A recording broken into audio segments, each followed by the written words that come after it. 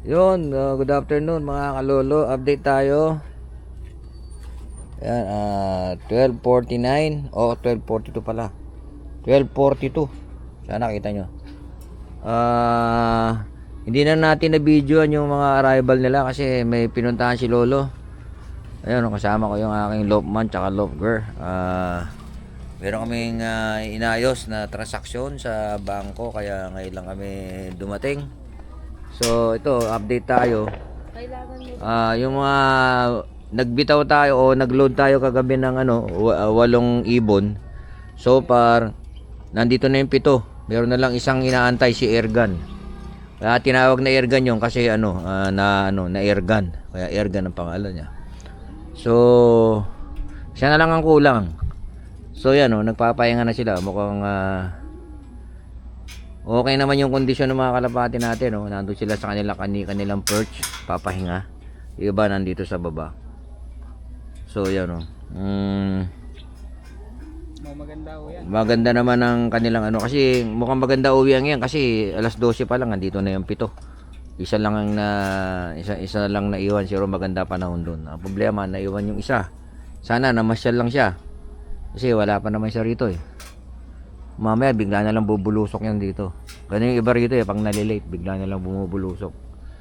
So, yan, in-update ko lang kayo na so far as of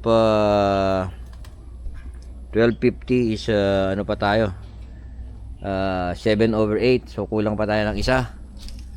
So, yan, hopefully makumpleto ulit tayo para ayun, nawala yung aking video. So, hopefully makumpleto tayo hanggang mamayang hapon para at least meron pa tayong 8 na tinitraining.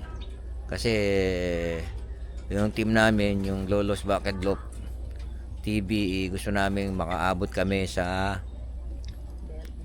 derby proper kasi first time na mangyayari sa amin yan. Maraming salamat sa panonood. Good morning mga kalolo, update tayo yung niload natin sa Plaridel, Quezon. Sa Plaridel, Quezon today kasi is Saturday, nagload tayo nung Thursday. Tapos release sila nung 20 kahapon, 21 na ngayon 20 kahapon, Friday. So nagload tayo ng 8, ang dumating sa atin is 7 lang. Naiwan yung isa. Ngayon lang dumating yung isang natin. Yung isang ibon natin ngayong umaga lang. Yung magpapakain kami ng ibon nitong umaga. Dumating yung isa, si Airgun. Yung na Airgun, kaya Airgun ang pangalan niya. Hindi ko alam kung na-sherga siya o na palcon siya kasi may sugat siya sa liing. Pero mukhang okay naman siya. Ayun, ito. Sinusubuan siya ngayon ng Tama pinainom siya ng Belgasol. May tama niya. Ito yung tama niya sa dibdib Ayun, may dugo-dugo. May Okay, dapat igamot natin yan. Ayan pucha, dapat pala tahiin yan. Labas niya Labas ang bito ka? Hindi, naman. Yung balat niya ako. Hindi, try ko tahiin mamaya. Ayan, ako magtatay. Bibil tayo ng pantay. So, yun mga kalolo. Yung isa, injured pala itong isa. So, Airgun. Malamang hindi to maload. Ayusin namin kung paano aayusin to. Bili siguro ako ng yung heel spray ba yun? Tinatawag sa sugat. Hindi kasi ako marunong magtahi ng sugat Although nakikita ko, tinatahi lang nila yan Betadine na lang. So, try namin ng sabi ng lockman natin, betadine na lang daw. Pero try ko rin mamaya, punta kami sa punta kami sa poultry supply kung ano magandang igamot yan. Kasi si Airgun matibay yan Yan yung mga ginagamit namin sa pooling Kaya lang hindi rin kami manalo.